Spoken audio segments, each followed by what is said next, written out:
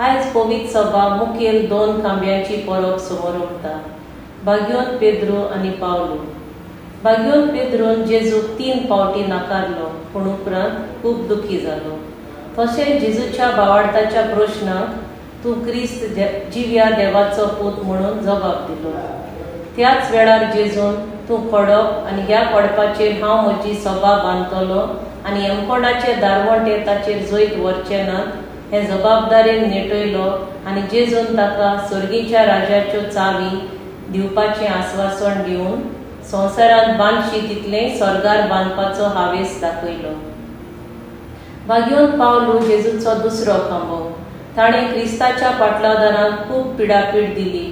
तशेंच ताणें जायत्यांक जिवेशी मारले, खूब त्रास दिले आनी शेवटी दामास्काचे वाटेन वेताना जेजून ताचे दोळे उगडले. पयलो सावलो आसलो तो पावलो जालो आनी तो जेजूचो ओकोण खोडेगांत पाटलादार जालो. आमचें कितें काय?